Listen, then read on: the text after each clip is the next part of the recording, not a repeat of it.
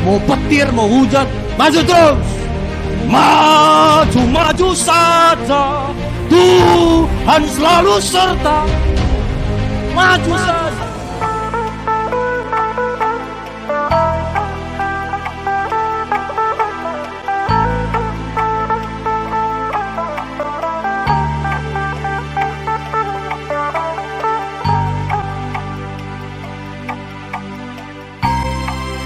Saya rindu kita langsung buka di dalam Matius pasal 25 ayat 14 sampai 15. Matius 25 ayat 14 dan 15. Sebab hal kerajaan sorga sama seperti seorang yang mau berpergian ke luar negeri, yang memanggil hamba-hambanya dan mempercayakan hartanya kepada mereka. Yang seorang diberikan 5 talenta, yang seorang lagi 2, dan yang seorang lain lagi 1. Dengar ini, masing-masing menurut kesanggupannya, lalu dia berangkat. Jadi ada satu tuan, dia berangkat ke luar negeri, dipanggilnya 3 pembantunya. Lalu tuan ini bilang, sini, ada satu pembantu dikasih, nih 5 talenta, kamu usahakan ya. Ini kamu 2, kamu 1. Sekali lagi, menurut kesanggupannya. Saya percaya pegawai ini mungkin udah lama bekerja sama tuan ini. Dan tuan ini udah tahu bagaimana kesanggupannya. Ada yang sanggup 5, ada yang sanggup 2, ada yang cuma sanggup 1. Dan sekali lagi menurut kesanggupannya. Kesanggupan itu bahasa lainnya menurut kelayakan, kepantasan sebagaimana mestinya. Sama dengan hidup kita Bapak Ibu. Ini kan firman Tuhan bilang perumpamaan. Sama dengan hidup kita. Apa yang kamu terima sekarang itu, itulah kesanggupan kita.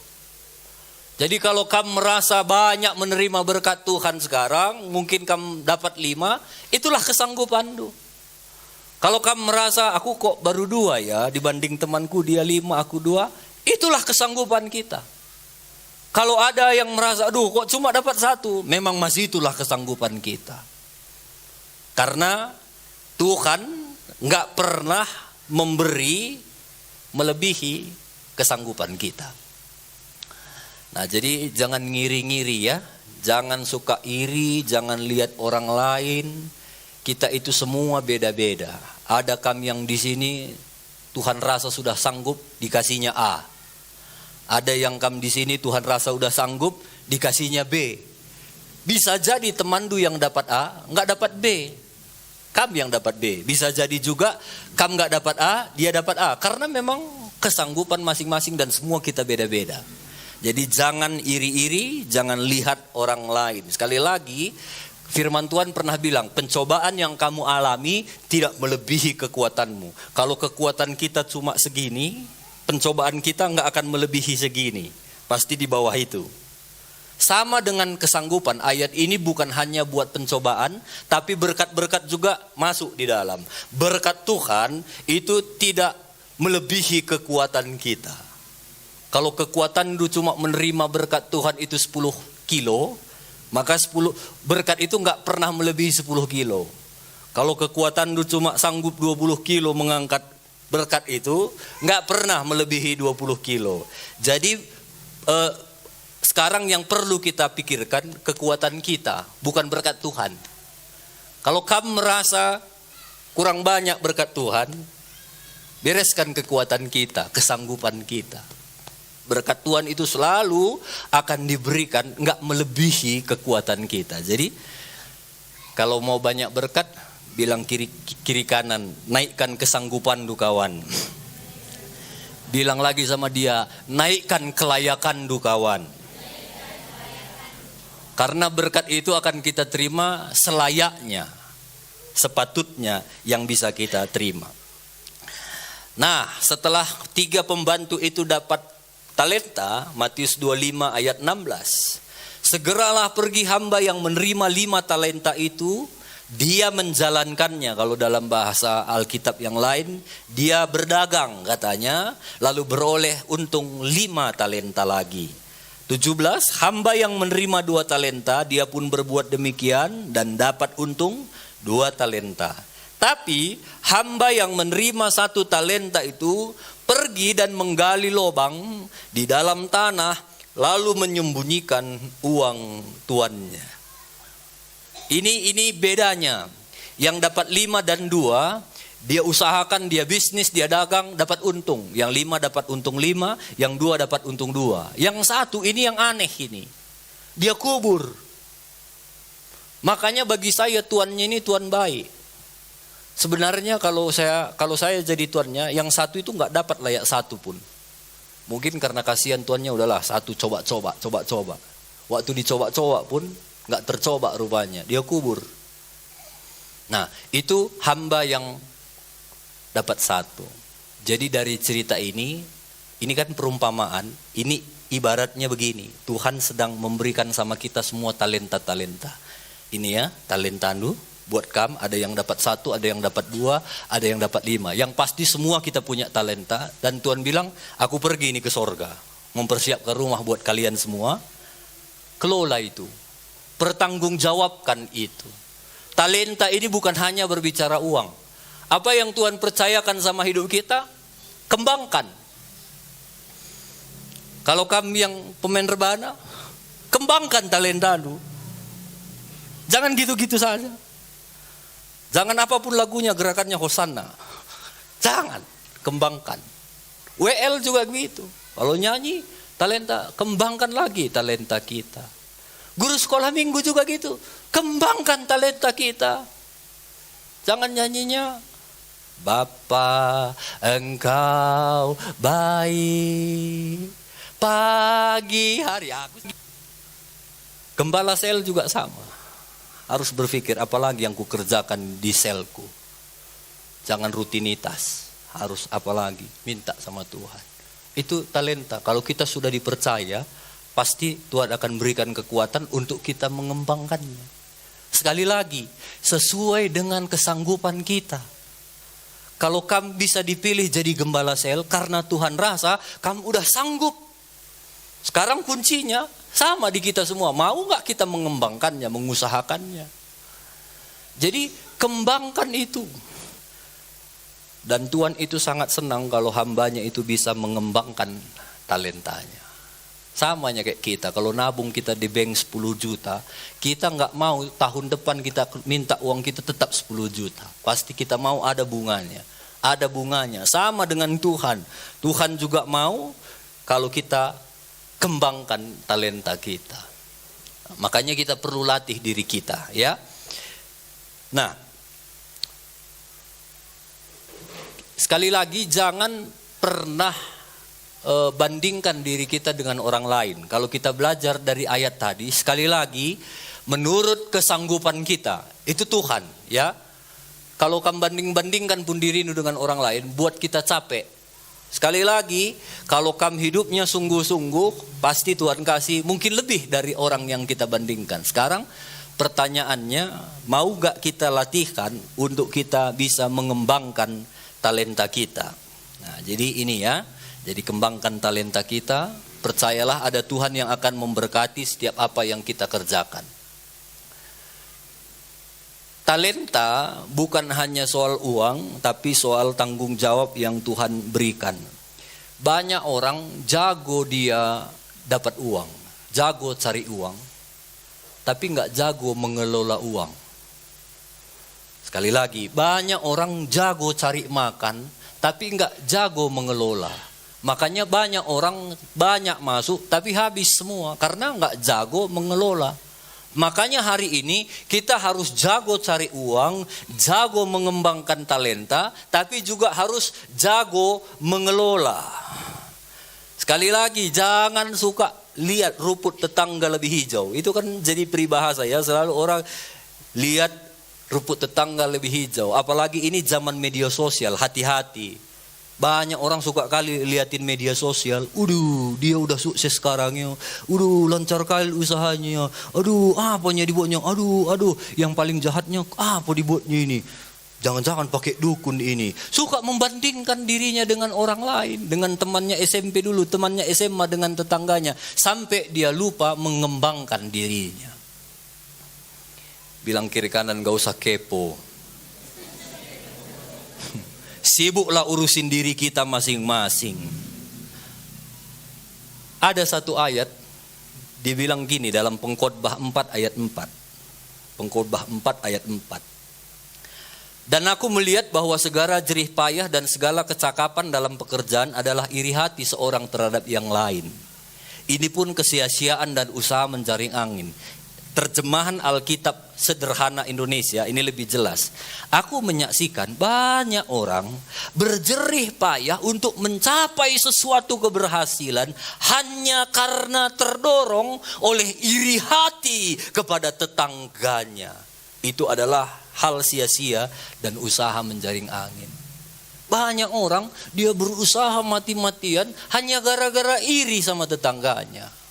Firman Tuhan bilang dalam Pengkhotbah 4 ayat 4, itu sia-sia usaha menjaring angin. Bisakah menjaring angin? Enggak bisa. Sekali lagi, karena Tuhan akan selalu memberikan berkat. Berkat termasuk pencobaan sesuai dengan kekuatan kita, kesanggupan, kemampuan kita.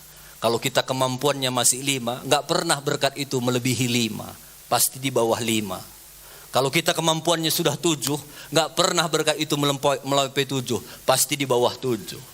Nah, jadi yang perlu hari ini motivasi kita, motivasi ya. Dalam bekerja motivasinya karena iri. Kan saya sering cerita ya, saya ketemu ada orang-orang bilang, aku orang susah, keluargaku semua mengecilkan aku.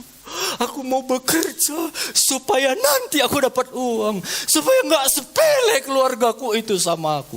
Motivasinya iri. Orang yang seperti itu, firman Tuhan bilang, usaha menjaring angin, sia-sia. Kalau kamu bekerja, bekerjalah. Enggak usah karena iri-iri. Bekerjalah karena kamu mau lewat hidup tuh, aku memuliakan Tuhan. Motivasi kita itu harus jelas. Kalau enggak, akan banyak sekali kecewa-kecewa kita. Kamu datang ibadah ke sini, motivasi itu harus jelas. Kalau enggak, akan banyak kecewa. Kalau kamu datang ke sini supaya aku diberkati Tuhan, supaya aku diberkati Tuhan, enggak diberkati Tuhan, kecewa kamu. Apailah aku gereja pun. Harus diluruskan. Aku datang beribadah karena Tuhan baik sama aku. Aku bisa bernapas, enggak bayar oksigen, sehat bisa bekerja, ada uang, masih bisa makan, masih bisa sekolah anakku. Itu Tuhan semua itu. Aku datang karena Tuhan baik. Itu motivasi yang benar. Kalau datang ke sini supaya dapat berkat, enggak diberkati kamu nanti. Supaya mahal tomatku, enggak mahal tomatku, enggak mahal cabai, itu kecewa kamu. Tapi sekali lagi, bukan itu. Sekali lagi, motivasi ini sangat perlu. Itu yang akan membuat pergerakan kita itu terarah atau enggak. Kalau motivasi kita enggak benar, banyak sekali akan kekecewaan-kekecewaan kita. Jadi hari ini saya nggak tahu apa motivasi kita, baik dalam bekerja, dalam beribadah, dalam memberi, dalam apa saja, luruskan lagi. Kalau mungkin masih banyak kekecewaan, coba jangan-jangan motivasi kita salah. Jadi diluruskan lagi motivasi kita. Apa motivasi kita melayani? Apa motivasi kita beribadah? Jangan gara-gara iri hati. Jangan gara-gara mau pamer. Jangan gara-gara supaya dipandang orang tinggi. Jangan. Melayanilah karena kita mengasihi Tuhan. Karena Tuhan itu baik bagi kita. Beribadahlah karena Tuhan terlalu baik buat kita. Amin. Akhirnya waktu tuannya pulang, dia lihat pembantunya yang 1 talenta itu gak dapat apa-apa, malah dia kubur. Tuannya bilang begini, Matius 25 ayat 27. Karena itu, sudahlah seharusnya uangku itu kau berikan kepada orang yang menjalankan uang. Supaya sekembaliku aku menerima serta dengan bunganya. Sebab itu, ambillah talenta itu daripadanya. Dan berikanlah itu kepada yang mempunyai 10 talenta itu. Waktu tuannya pulang, sampai tuannya bilang, kenapalah kau kubur? Harusnya kalau dalam Alkitab terjemahan lain dibilang begini, harusnya kalau nggak bisa kau usahakan uang itu, kau simpan di bank. Minimal kan ada bunganya yang bisa kuterima, kata tuan itu. Jadi kalau menurut pembacaan saya tentang si orang yang dapat 1 talenta ini, menurutku tuan ini baik sekali. Karena ini sebenarnya yang punya 1 talenta ini, karakternya itu kacau sekali. Sampai di Alkitab masih berani dia bilang sama tuannya, kau datang-datangnya mau mengharapkan untung dari apa yang gak kau kerjakan. Gitu katanya sama bosnya. Mungkin itu tadi bosnya pun ngelihat dia, aduh gak dikasih pun gak enak juga, udahlah kasih. Dan waktu dia percayakan 1 talenta itu, saya percaya orang yang mentalnya gak benar, dia pasti mulai banding-bandingkan. Itulah, pilih-pilih bulu bosku itu. Yang itu dikasihnya 5, itu 2 di depan mataku pula. Aku cuma 1. Dia nggak ngaca kesanggupannya. Sekali lagi tuannya itu tuan yang memberi sesuai dengan kesanggupannya. Nggak betul itu. Makanya dari awal pun motivasinya udah nggak benar. Hatinya itu udah iri, udah suka banding-bandingkan sama kawannya. Makanya dia tanam. Padahal kalau kita belajar ya di Alkitab, nanti kalau ada Alkitab, bukalah di belakang itu kamusnya, cari situ talenta. 1 talenta berapa di situ? Itu bukan gopek, bukan 2.000, bukan 1 juta, bukan 2 juta, bukan 10 juta. 1 talenta itu 6.000 dinar. 1 dinar itu upah 1 hari. Kalau kita buat upah 1 hari 100.000, 6.000 dinar itu 1 talenta itu sama dengan 600 juta. Itu bukan kecil itu. Tuannya bilang sini. Nah 600 juta pun dipercaya sama tuannya. Dia bandingkan diri. Oh itulah dia dapat 5 talenta, aku cuma 2. Lah tandai na bana. Bilang kiri kanan, tandailah banta kawan nih. Jangan nanti kita seperti yang dapat 1 talenta, pengkebit na pelalit, tandai banta. Penting. Kita harus kenal bagaimana diri kita, bagaimana cara kita menghormati Tuhan, bagaimana sikap kita sama Tuhan, bagaimana kesanggupan kita. Itu sangat menentukan apa yang Tuhan beri dalam hidup kita. Hagai pasal 1 ayat 5 dan 6 sampai 7. Ada enggak Hagai di Alkitab ini? Ada. Lihat itu Hagai. Hagai pasal 1 ayat 5 sampai 7. Oleh sebab itu beginilah firman Tuhan semesta alam. Perhatikanlah keadaanmu. Ini tema kita. Perhatikan keadaanmu. Kamu menabur banyak tapi bawa pulang hasil sedikit. Kamu makan tapi enggak sampai kenyang. Kamu minum tapi tidak sampai puas. Kamu berpakaian tapi badanmu enggak sampai panas. Orang yang bekerja untuk upah, ia bekerja untuk upah. Namun ditaruh dalam pundi-pundi yang berlobang. Beginilah firman Tuhan semesta alam. Perhatikanlah keadaanmu. Jadi 2 kali dia bilang sini, perhatikan keadaanmu. Perhatikan keadaanmu. Ada bahasa Karona, tandai banta. Tandai banta. Ada orang yang tabur banyak tapi hasilnya sedikit. Ada orang bekerja untuk upah, dapat uang melala sene. Tapi pulta seluarna, bocor. Melala, merga Cina, melala Cina, masuk bocor. Lah kecelakaan, tabrakan, kemalingan, langantuk, antuk kalah, bocor. Kok bisa? Firman Tuhan bilang, perhatikan keadaanmu. Ini kalau kita baca latar belakangnya, kitab ini sedang menceritakan bagaimana bangsa itu pada saat itu lagi pembangunan rumah Tuhan. Mereka nggak peduli sama pembangunan rumah Tuhan, mereka peduli dengan dirinya sendiri, nggak peduli sama Tuhan, nggak peduli sama ibadah, nggak peduli sama pokoknya soal Tuhan mereka nggak peduli, mereka sibuk dengan dirinya. Makanya firman Tuhan bilang, perhatikan keadaanmu, makanya kamu mengalami itu. Itu sebabnya anak-anak Tuhan, perhatikan keadaan kita. Sekali lagi, bagaimana sikap kita terhadap Tuhan, perhatikan itu. Perhatikan. Itu yang akan menentukan bagaimana berkat Tuhan itu ada di dalam kehidupan kita. Terutama, sekali lagi, saya akan terus singgung, apalagi ini sekarang lagi viral-viral ini tentang perpuluhan. Ada orang-orang yang bilang perpuluhan itu nggak penting lagi, itu perjanjian lama. Ada orang-orang sampai pergi ke Yerusalem, dia bilang, saya ini lagi di Yerusalem, saya udah tanyai semua orang Yahudi ini, mereka sendiri pun bangsa pilihan Tuhan nggak mengakui perpuluhan, jadi nggak perlu lagi perpuluhan.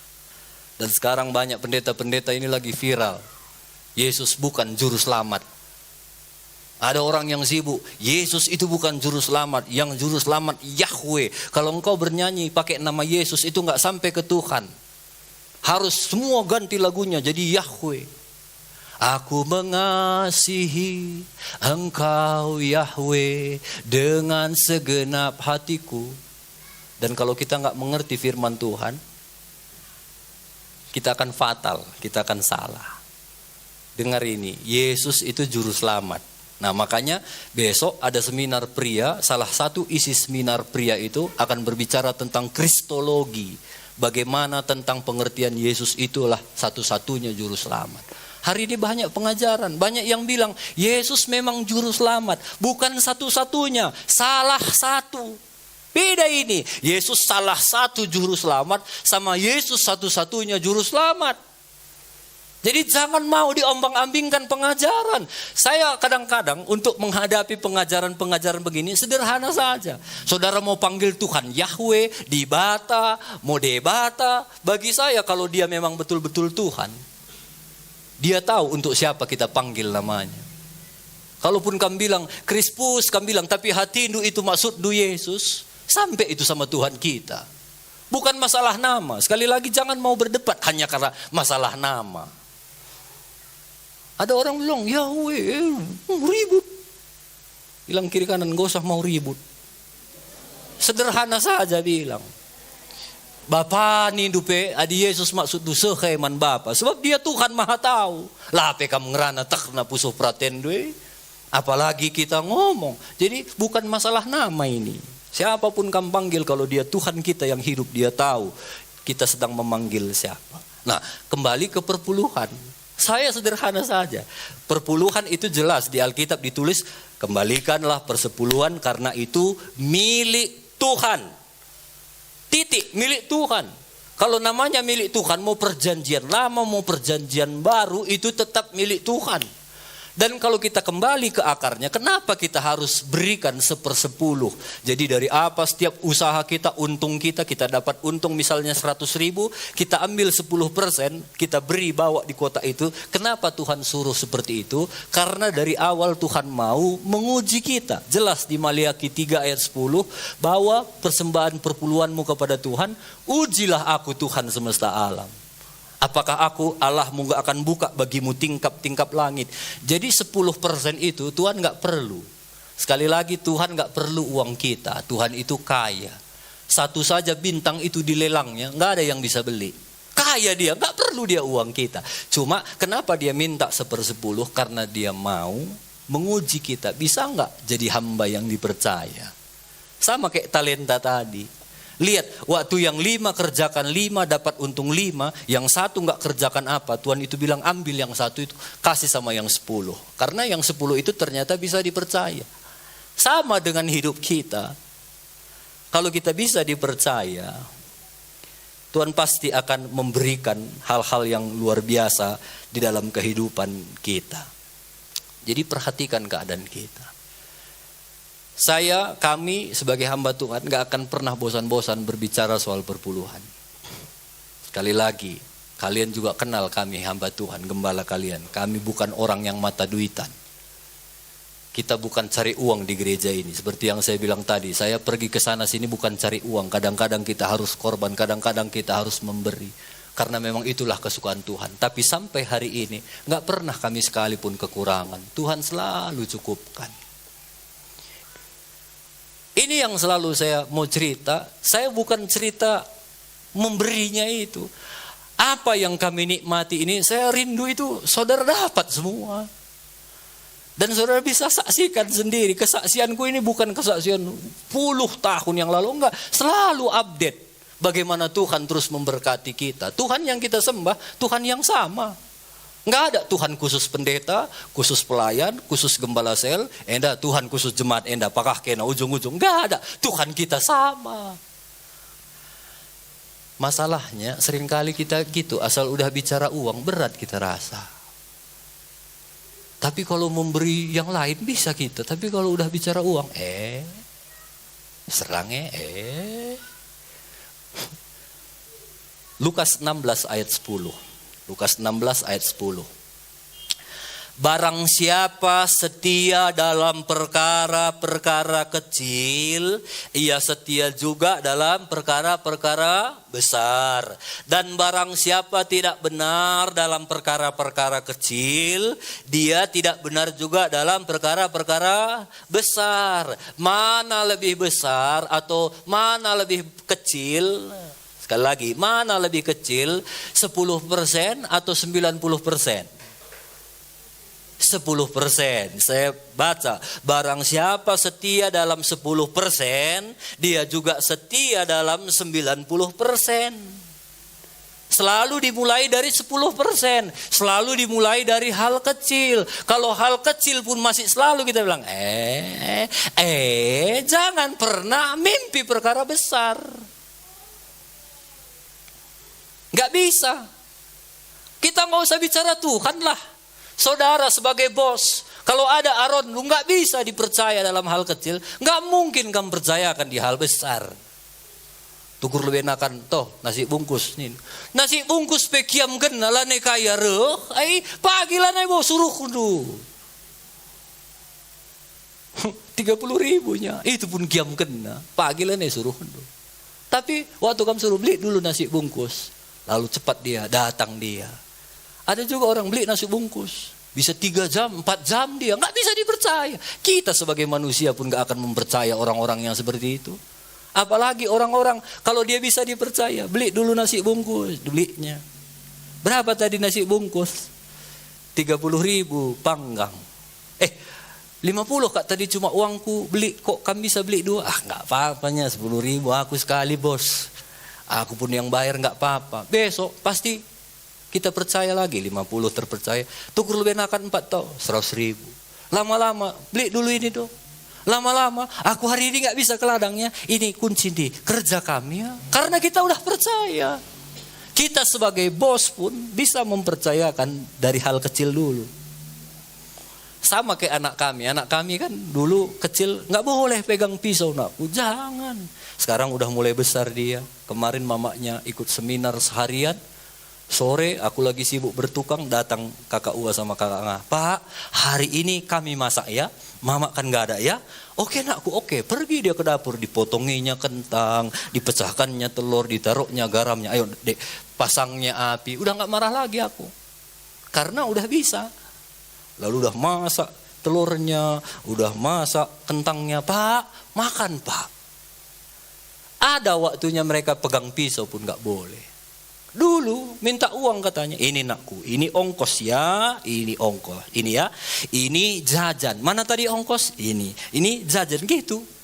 Tapi lama-lama mereka udah ngerti uang, udah, Pak uang ambil aja di dompet bapak. Nggak ada Pak, tukar di mana bisa ditukar. Jadi udah mengerti, akan terus naik tingkat. Bilang kiri kanan, dari hal kecil nak we bilang.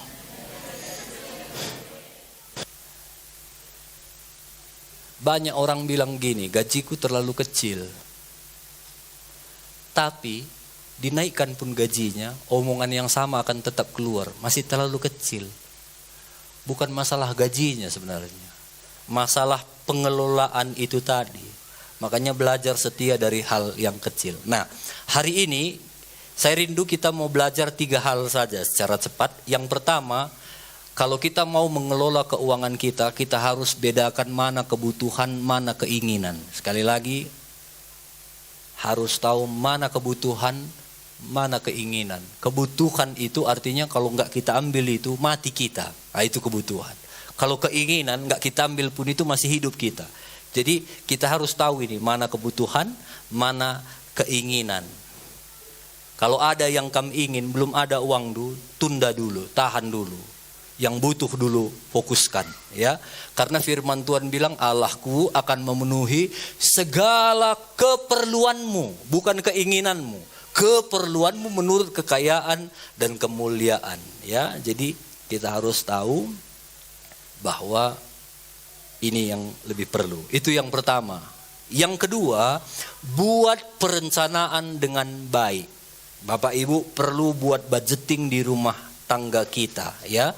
Buat budgeting, buat perencanaan. Maaf ini, kalau saudara ada yang punya utang, fokus bayar utang itu, selesaikan. Kalau ada yang punya kredit, fokus selesaikan kredit itu. Itu penting. Ya, ini kunci untuk bisa mengalami keuangan yang merdeka. Jadi utang itu harus kita fokus. Artinya kalau utangku sekian, pendapatanku sekian, berarti aku harus ikat pinggang, kencangkan, harus kurang-kurangi supaya aku bisa sisihkan untuk bayar utang. Sementara supaya kita terbebas, ya. Jadi buat perencanaan. Kalau Bapak Ibu mau ke pajak, mau ke Brastagi, mau ke Medan, buat catatannya apa saja yang mau dibeli. Itu perencanaan. Saya kalau mau kemana-mana itu lengkap catatannya. Jadi begitu masuk ke Alfamart, tahu aku apa yang mau diambil. Ini catatan, ini. Kalau nggak kamu buat catatan dulu, itu yang sering sekali kebablasan. Masuk semua, masuk. Malah yang perlu, lupa. Kalau ke pajak ini kan hari Minggu, itu bahaya ini. Buat catatan, beli gula sekilo, bawang sekilo, udah habis, selesai semua, habis catatan, langsung pulang. Kalau kamu di Alfamart langsung ke kasir, jangan lihat kiri kanan, apalagi menoleh ke belakang, bisa jadi tiang garam kayak istri Lot. Ini bapak-bapak senang, oh puji Tuhan, istriku kali itu. Jadi buat perencanaan. Amin. Semua buat rencana-rencana. Kalau mau liburan silahkan, tapi jangan mepet-mepet. Kalau mau naik pesawat, cari tiketnya yang jauh-jauh hari, itu lebih murah. Buat perencanaan, ya. Mau beli baju, jangan pas hari raya, pas tahun baru, pas Natal, mahal di situ.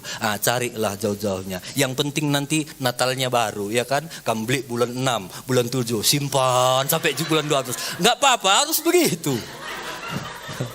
Itu namanya perencanaan, ya.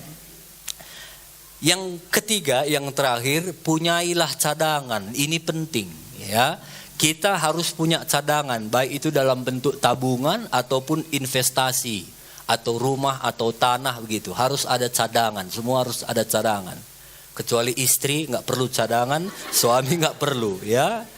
Karena begini, untuk mengantisipasi hal-hal yang kadang-kadang bisa terjadi yang nggak kita rencanakan. Kami pernah mengalami itu. Dulu waktu kakekku kena grenda, kami belum masuk dalam BPJS.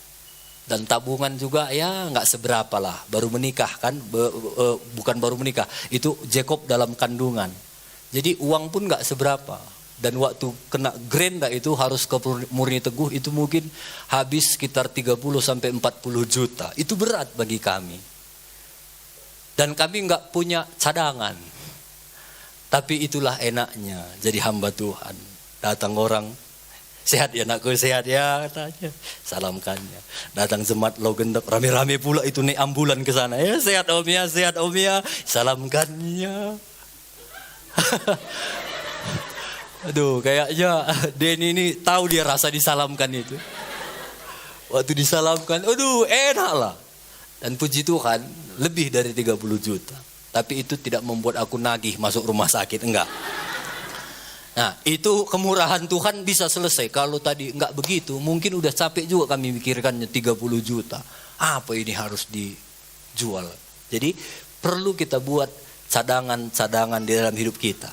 Nah, di dalam Alkitab ini juga sudah diajarkan banyak cerita sebenarnya. Ya, jadi kalau ada kami yang belum BPJS, masuklah di BPJS. Jangan seperti kami nanti berat. Karena kan seringkali begini, Saya pun pernah berpikir begini, ngapainlah masuk BPJS. Nanti nggak sakit, bayar terus, apalagi kami 5 orang kan, kali aja yang paling murah, udah lumayan juga itu tiap bulan.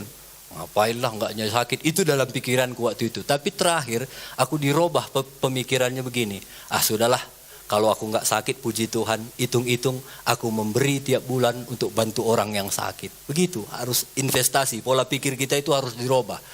Kamu lebih pilih mana, memberkati orang daripada kamu sakit? Nah itulah, kalau ada kalanya Tuhan izinkan kamu sakit, nggak apa-apa pakai BP. Kalau enggak, hitung-hitung kamu membantu orang lain. Jadi perlu cadangan. Di Alkitab ada 5 cerita 10 orang perempuan, ada 5 bodoh, ada 5 bijaksana. Di awal cerita ini nggak tahu ini yang mana bodoh, yang mana bijaksana, nggak tahu. Di akhir cerita waktu ada masalah, waktu mempelai datang, habis lampu mereka, baru ketahuan yang mana bodoh, yang mana bijak. Justru yang bijak itu adalah yang menyediakan cadangan minyak. Nah, ini jadi satu peringatan buat kita supaya kita bisa mempersiapkan cadangan. Di cerita lain nanti kamu baca di dalam Kejadian pasal 41, itu Yusuf juga pernah usul sama Firaun. Dia bilang, "Raja, tolong raja, aku usul kasih ide ini, kumpulkan semua gandum, ambil 1/5 dari setiap penghasilan di daerah-daerah kita, simpan di lumbung." Dan waktu itu Firaun bilang, "Mantap juga idemu." Waduh, idemu itu dari Tuhan katanya. Dan betul terjadi kelaparan waktu itu, tapi waktu Firaun ikut sarannya Yusuf, Mesir itu bisa timbun sampai banyak. Sampai waktu kelaparan 7 tahun, semua orang minta gandum ke Mesir. Karena apa? Karena ada cadangan di sana. Jadi perlu buat cadangan, ya. Jadi saya berharap biarlah firman Tuhan hari ini bisa membuat kita paham, mengerti. Sekali lagi, Tuhan rindu, bukan kami hanya gembala rindu, saudara menjadi orang-orang yang berkemenangan.